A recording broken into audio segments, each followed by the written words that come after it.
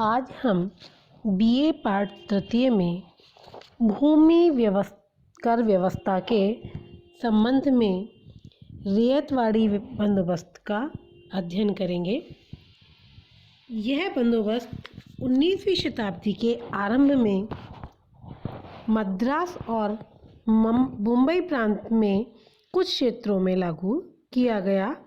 इस बंदोबस्त को लागू करने वालों का कहना था कि यह प्रणाली इन इलाकों में बहुत पहले से ही चली आ रही थी और अंग्रेजी पदाधिकारियों का कहना था कि इन प्रदेशों में कोई बड़े जमींदार वर्ग नहीं थे जिनके साथ बंदोबस्त किया जाए।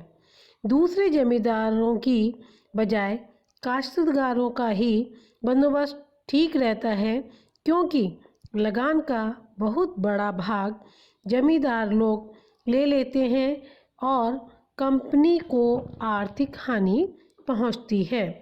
इस तरह यह व्यवस्था सीधा काश्तकारों या रैयत से किया गया। रैयत की भूमि का स्वामी मान लिया गया और भूमि संबंधित सभी अधिकार उसे दे दिए गए। स्थायी बंदोबस्त के अंतर्गत आने वाले प्रदेशों में लगान की अत्यधिक ऊंची दर पहले जमींदार वसूल करता था और फिर ब्रिटिश सरकार।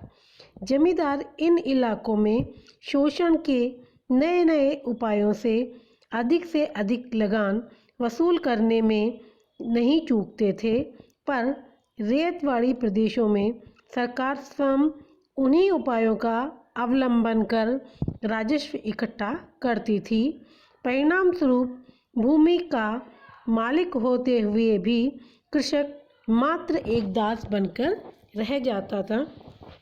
आरसी दत्त के शब्दों में, इस बंदोबस्त से कंपनी की रैयत पर पकड़ का स्वरूप वही हो गया जो गुलाम के ऊपर उनके मालिकों का रहता है, और कंपनी उनसे वे सारे साधन भी छीन सकती थी जो उन्हें जीवित रखने के लिए अनिवार्य थे।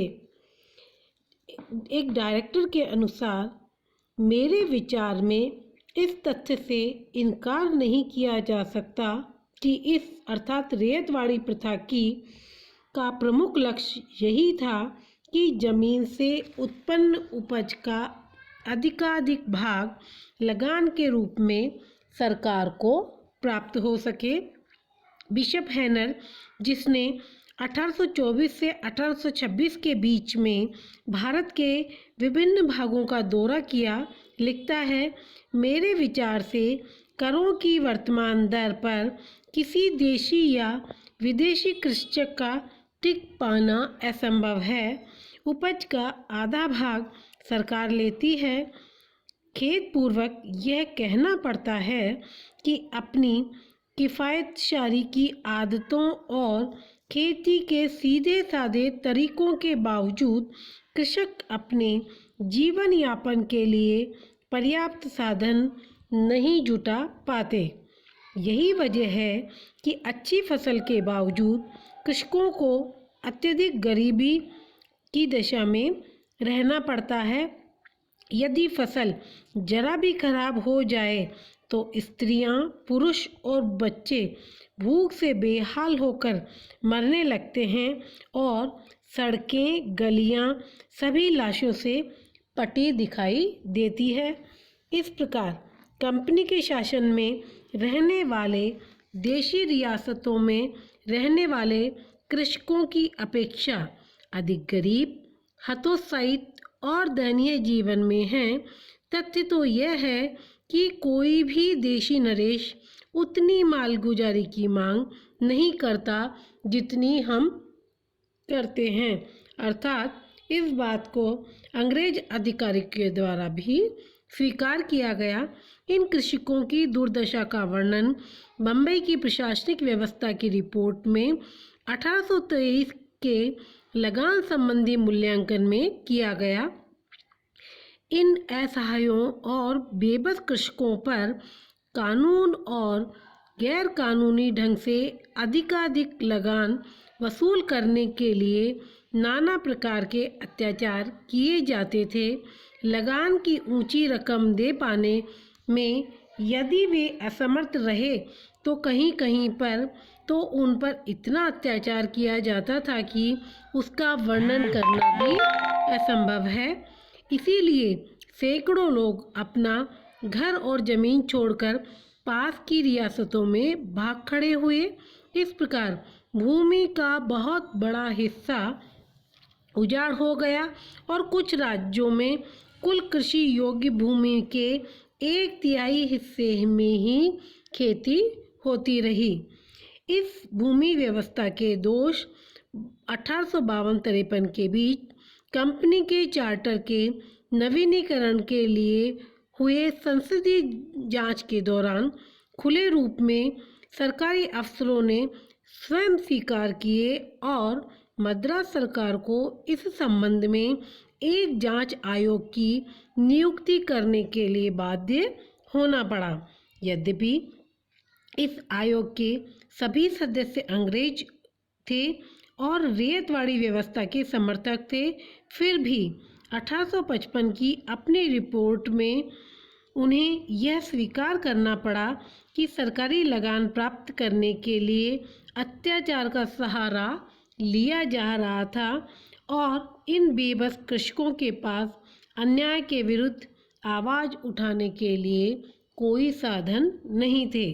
इस आयोग की रिपोर्ट के उपरांत मद्रास सरकार ने 14 अगस्त 1855 को एक विज्ञप्ति जारी की जिसमें यह स्वीकार किया गया कि निसंदेह आजकल प्रत्यक्ष अथवा परोक्ष भूमि करों के भारी दबाव के कारण कृषि का विकास अवरुद्ध हो रहा है, जिसके परिणाम स्वरूप भूमि का एक बहुत बड़ा भाग उजाड़ हो चुका है।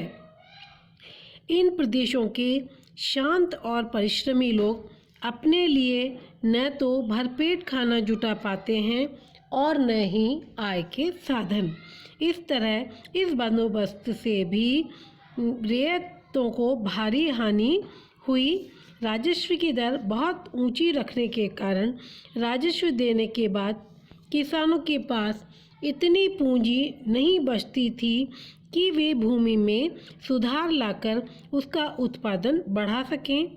राजस्व विभाग के अधिकारियों की सख्ती के कारण किसानों को सूखे और अकाल के समय भी लगान देना पड़ता था। उसका परिणाम यह हुआ कि काश्तकारों के लिए साहूकार से ऋण लेना अनिवार्य हो गया। इन सब कारणों से और इसके अतिरिक्त गांवों में बढ़ती हुई जनसंख्या से जमीन के बढ़ते हुए मूल्य के कारण अब प्रदेशों में भी जमींदार और काश्तकार वर्ग उभर आए। ब्रिटिश शासन की स्थापना से पूर्व भूमि क्रय विक्रय की वस्तु नहीं थी, किंतु इस शासन की स्थापना के बाद ऋण लेने के लिए भूमि को गिरवी रखा जाने लगा। ऋण न चुका पाने की स्थिति में किसान महाजन के चुंगल में फंसने लगे और चूंकि कृषक के पास आजीविका का एकमात्र साधन कृषि था, इसीलिए अब भूमि पर फसल उगाने वाला मजदूर बनकर किसान रह गए और महाजन की हर शर्त मानने को बाध्य हुए। इस तरह रैयतवाड़ी व्यवस्था ने भी कृषकों का उद्धार नहीं किया, बल्कि उन्हें अर्थात कृषकों को महाजनों और सूदखोरों के चंगुल में फंसा दिया और अंततः ये रैयतवाड़ी व्यवस्था भी अंग्रेजों के अधिकाधिक लगान वसूल करने वाले हितों को ही पूरित कर रही थी। कृषकों का इससे कोई अधिक लाभ नहीं मिल सका।